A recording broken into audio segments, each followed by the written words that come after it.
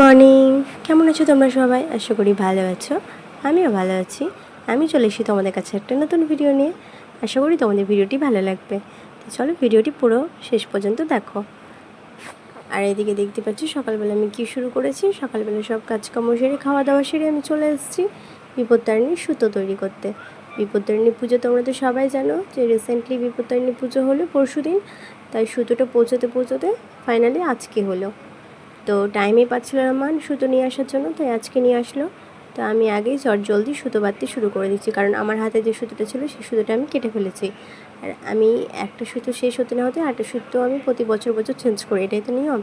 এদিকে সুজিত ওর হাতে সুতো ওকে দেখো পরিয়ে দিয়েছি, ওটা কিন্তু নতুন সুতো পড়ে আছে। প্রতি বছর আমরা সবাই বাড়ির প্রত্যেক সকালে যে কি হলো চলো তোমাদেরকে সেগুলো শেয়ার করি।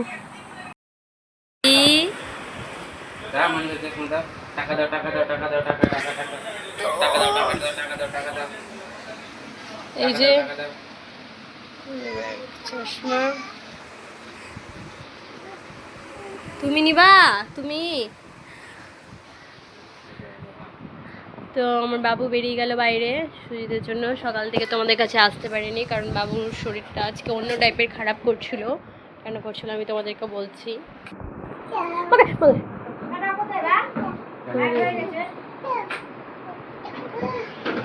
ওই দেখ দেখ পাপা চলে গেল, পাপা চলে গেল।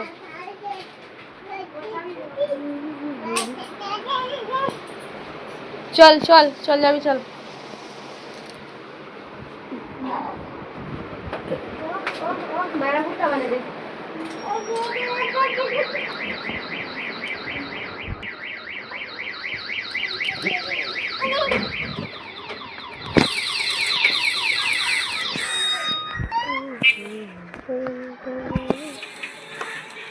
তুমি যাবা তুমি যাবা তুমি যাবা তুমি যাবা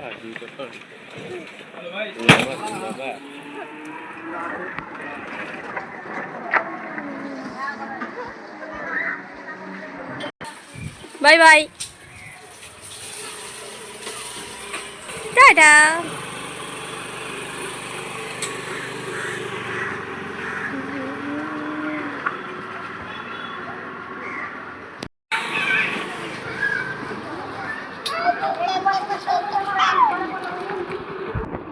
হাই চলে আয়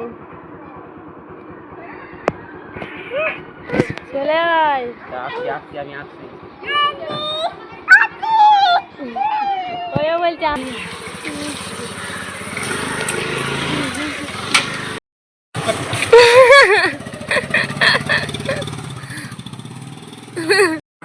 এই যে দেখতেই পাচ্ছ সবাই একে একে বাড়ি থেকে বেরিয়ে গেল।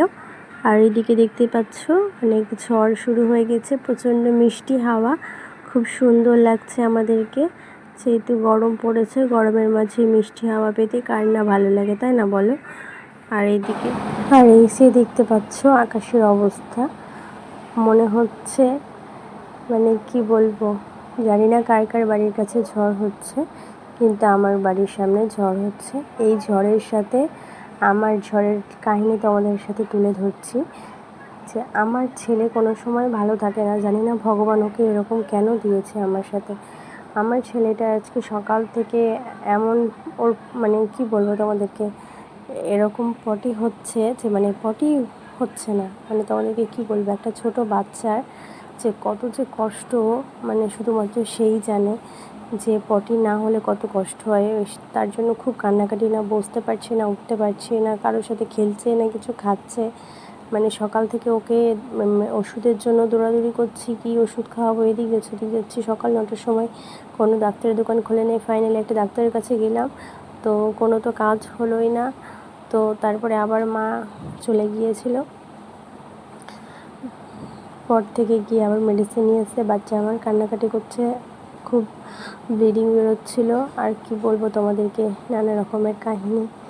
সেই জন্য ওকে নিয়ে সামলাতে আজকে পুরো দিনটা পেরিয়ে গেল।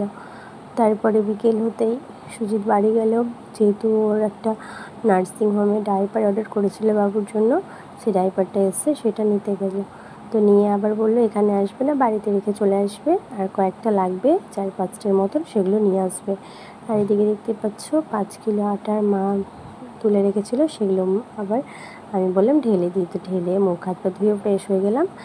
আর এদিকে আমি বললাম যে মা ম্যাগি খাবো, ম্যাগি খেতে ইচ্ছে করছে। মা বলছে হ্যাঁ খা, তুই তো আবার বাড়ি চলে যাবি। তো আবার কী করলাম, অনেকগুলো ম্যাগি নিয়ে আসলাম, যেহেতু সবাই মিলে খাবো তার জন্য। তার মধ্যে একটা চাউমিনও ছিল, সেটাও করে নিলাম আর কি। তো ম্যাগি এতগুলো ম্যাগি ঢালতে ঢালতেই আমার সময় শেষ। তো যাই হোক, তোমরা বুঝতে পারলে তো কেন তোমাদেরকে আমি ভিডিওটা ঠিকঠাক দিতে পারছি না। আমার বাচ্চার মানে এত মানে কষ্ট, আমি যে কী করব না পেরে। একটা মানে কথাই আছে না যে বলে আগেকার মানুষ যে বাচ্চারা শরীর ভালো না থাকলে বাচ্চাদেরকে বেচে দিতে হয়, মানে এরকম কারোর কাছে। তো আমি সেগুলোও করেছি জানো, আমি 2 জনের কাছে বিক্রি করেছি, যাতে আমার সোনা বাবুটা যাতে ভালো থাকে, সুস্থ থাকে। জানি না তাও কিছুতেই কিছু হচ্ছে না, কেন যে এরকম হচ্ছে আমি বুঝে উঠতে পারছি না। ওর চেহারা, ওর দৃশ্য যে তোমরা যদি দেখতে তাহলে তোমরা বুঝতে যে কী কষ্ট। আমি জানি আমারও ডেলিভারির পর এরকম হয়েছিল, এটা কিন্তু অনেকেরই হয় সিজারের পর, এরকম কোষ্ঠকাঠিন্যের প্রবলেম হয়, সেই বুঝে তার কতখানি কষ্ট। তো যাই হোক, আমার জীবনের সাথে সব সময় এরকম জড়িয়ে থাকবে নানা রকমের কষ্ট। ভগবান জানি না আমার সাথে কেন এরকম করে, সবসময় আমার সুখগুলোকে কেন কেড়ে নেয়। আমার বিয়ের পর আমার বরের মতন বর, মানে আমি আর কি বলবো তোমাদেরকে, কিছু বলার নেই।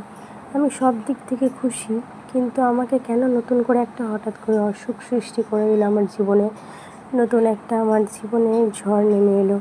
তারপরে যাই হোক, এত ঝড়ঝাপটা সব পার করলো আমার বাবা মা, দিদা দাদু, আমার বর, মানে যারা যারা করেছে আমি অবশ্যই তাদের কথাই বলছি, যারা করেনি তাদের কথা আমি কখনো বলবো না। এনারা যদি আমার পাশে না থাকতো আমি হয়তো আজকে তোমাদের সামনে আসতাম না, এটা একদম সত্যি কথা। আমার যে অবস্থা দেখছো, এই অবস্থা কিন্তু আমি একদমই ছিলাম না। আমি অসুস্থ হওয়ার পর পুরো ভেঙে পড়েছিলাম, আমার তো বাঁচার কথাই ছিল না।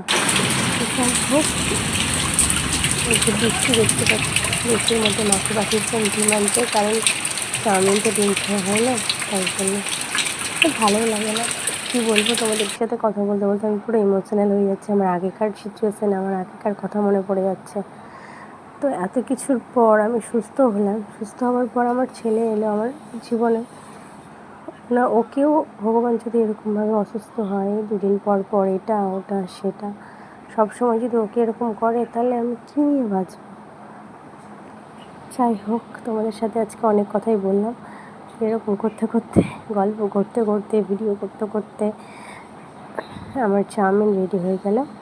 তবে সন্ধ্যের আমার টিফিন, আমার আর সুজিত অনেক সবারই জন্য হয়েছে, তা আমি 2 জনের জন্য নিয়ে বসে পড়লাম আমার বাটিতে, সুজিতের ওই ছোটো থালাতে।